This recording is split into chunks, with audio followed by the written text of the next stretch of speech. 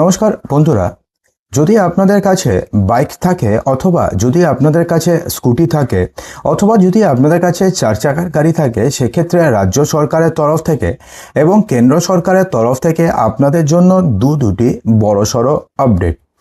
হ্যাঁ বন্ধুরা, এবার থেকে প্রথম যে আপডেটটি রয়েছে সেটা হচ্ছে শুধুমাত্র গাড়ি প্রস্তুতকারক যে কোম্পানিগুলো রয়েছে সেই সমস্ত কোম্পানিগুলির ক্ষেত্রে প্রযোজ্য হবে।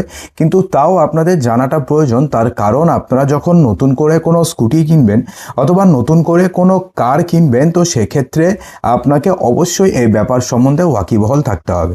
দেখুন, প্রথম নিয়মে বলা হয়েছে যে এখন থেকে কোনো বাইক প্রস্তুতকারক কোম্পানি অথবা স্কুটি প্রস্তুতকারক কোম্পানি এখন থেকে তাদের স্কুটিতে এবিএস অর্থাৎ অ্যান্টি ব্রেকিং যে সিস্টেম যেটা রয়েছে সেটাকে বাই ডিফল্ট দিতে হবে। এর আগে কি ছিল, বিভিন্ন স্কুটিতে বিভিন্ন বাইকে দুটো অপশন ছিল, এবিএস সহ এবং এবিএস ছাড়া। কিন্তু এখন থেকে আর এমনটা হবে না।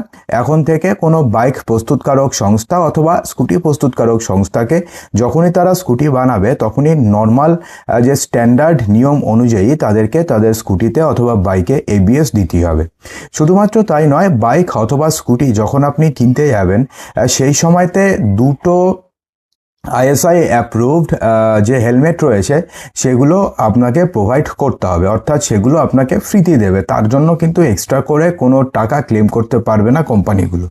তো সেক্ষেত্রে যখনই আপনারা নতুন করে কোনো স্কুটি কিনবেন অথবা নতুন করে কোনো বাইক কিনবেন, সেই সময় তো অবশ্যই একবার চেক করে নেবেন যে আপনাদের বাইকে অথবা আপনাদের স্কুটিতে অ্যান্টি ব্রেকিং সিস্টেম আছে কিনা এবং সেই সঙ্গে আপনাদেরকে দুটো হেলমেট ফ্রিতে দিচ্ছে কিনা। তো আপনি কি রিসেন্টলি বাইক কিনেছেন অথবা স্কুটি কিনেছেন, তার মধ্যে এই দুটো জিনিস কি আপনি দেখেছেন নাকি দেখেননি, অবশ্যই কমেন্ট বক্সে জানাতে ভুলবেন না। বন্ধুরা, দ্বিতীয় যে আপডেটটি রয়েছে সেই আপডেট সম্বন্ধে জানার পূর্বে আপনাদের কাছে একটা ছোট্ট রিকোয়েস্ট। আপনাদের মধ্যে যারা যারা এখনও পর্যন্ত ভিডিওটি দেখছেন এবং যাদের ভিডিওটি এখনও পর্যন্ত ভালো লাগছে, ভিডিওটিকে এক্ষুনি একটি লাইক করে দেবেন এবং ভিডিওটিকে আপনাদের বন্ধুবান্ধবের মাঝে প্রচুর শেয়ার করুন। বন্ধুরা, আপনাদের একটি লাইক এবং একটি শেয়ারই ভিডিওটিকে আরও 1000 জনের কাছে পৌঁছতে সাহায্য করে। বন্ধুরা, আমরা অনেক পরিশ্রম করে আপনাদের জন্য ভিডিও নিয়ে আসি, সেই কারণে অবশ্যই ভিডিওটিকে লাইক করে দেবেন। বন্ধুরা, দ্বিতীয় যে আপডেটটি রয়েছে না, সেটা কিন্তু আপনাদের কাছে বাইক থাকুক অথবা আপনাদের কাছে স্কুটি থাকুক অথবা আপনাদের কাছে কার থাকুক, সবার ক্ষেত্রে এই নিয়মটি প্রযোজ্য হতে চলেছে। দেখুন, নিয়মে বলা হয়েছে যে এখন থেকে যদি আপনাদের বাইকে অথবা স্কুটিতে অথবা কারে যদি অ্যাটলিস্ট থার্ড পার্টি ইন্স্যুরেন্স করা না থাকে, তাহলে সেক্ষেত্রে আপনারা আর পেট্রোল পাম্প থেকে পেট্রোল অথবা ডিজেল কোনোটাই পাবেন না। রিসেন্টলি সুপ্রিম কোর্টে এমন একটি কেস উঠেছিল যেখানে থার্ড পার্টি যে insurance, at least third party insurance নিয়ে সুপ্রিম কোর্ট কিন্তু প্রচণ্ড তারা চিন্তিত। কারণ এমন অনেক গাড়ি রয়েছে অথবা এমন অনেক বাইক রয়েছে যেগুলোতে ইন্স্যুরেন্স করা থাকে না।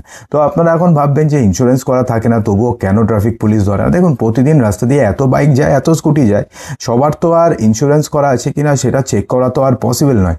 তো সে কারণে কিন্তু কি সেই সমস্ত বাইক অথবা স্কুটি অথবা কার তো পেট্রোল পাম্পে যেতেই হবে পেট্রোল ভরতে।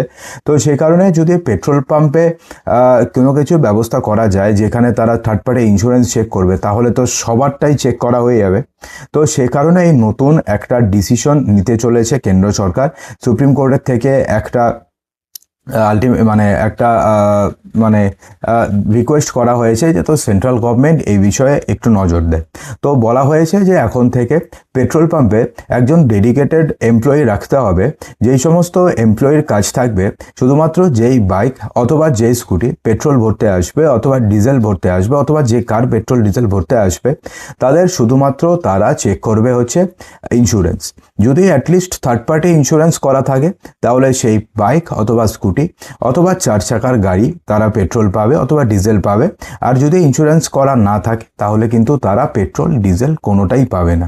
এবং সেক্ষেত্রে সেই বাইক সম্বন্ধে তথ্য, সেই বাইকের নম্বর, সেই বাইকের রেজিস্ট্রেশন নাম্বার, যিনি চালাচ্ছেন, প্রয়োজন পড়লে তার যে ড্রাইভিং লাইসেন্স নম্বর, সেগুলো আরটিওর কাছে শেয়ার করা হবে যাতে তার এগেনস্টে ফাইন দেওয়া যায়। ঠিক আছে। তো বন্ধুরা, এই দুটো নিয়ম জারি হতে চলেছে। এই দুটো নিয়মের মধ্যে কোন নিয়মটি আপনাদের সব থেকে কাজের মনে হলো কমেন্ট বক্সে জানাতে একদমই ভুলবেন না।